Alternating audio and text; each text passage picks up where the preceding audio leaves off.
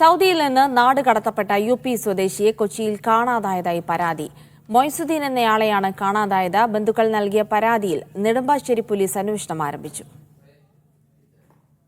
4 വർഷം മുമ്പ് ജോലി തേടി റിയാദിലെത്തിയ മൊയ്സുദ്ദീൻ എന്ന 40-കാരൻ കാലാവധി കഴിഞ്ഞ വിസ പുതുക്കാതെ വന്നതോടെ പോലീസ് പിടികൂടി ജയിലിലടച്ചു. തുടർന്ന് ബന്ധുക്കൾ ഇയാളെ കാണാൻ സൗദിയിലെത്തിയപ്പോഴാണ് കൊച്ചിയിലേക്ക് വിമാന ടിക്കറ്റ് എടുത്ത് നൽകി ഒക്ടോബർ 23-ന് നാടുകടത്തിയെന്ന് വിവരം ലഭിക്കുന്നത്.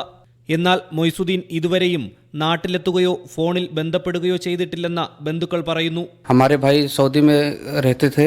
24 अक्टूबर को सऊदी से कोची रियाज टू कोची आए हैं और उसके बाद अभी तक घर नहीं पहुँचे। उनसे कोई कांटेक्ट हो पा रहा है और हम उन्हीं को ढूंढने के लिए यूपी से यहाँ पर आए हुए हैं। പരാതിയെ തുടർന്ന് നെടുമ്പാശ്ശേരി പോലീസ് അന്വേഷണം ആരംഭിച്ചിട്ടുണ്ട്. സൗദിയിൽ നിന്നും ടിക്കറ്റ് എടുത്ത് നൽകിയ ദിവസം വിമാനമാർഗം നെടുമ്പാശ്ശേരിയിൽ എത്തിയോ എന്നറിയാൻ യാത്രക്കാരുടെ ലിസ്റ്റും CCTV ദൃശ്യങ്ങളും പരിശോധിക്കാനാണ് പോലീസിന്റെ തീരുമാനം. മീഡിയ 1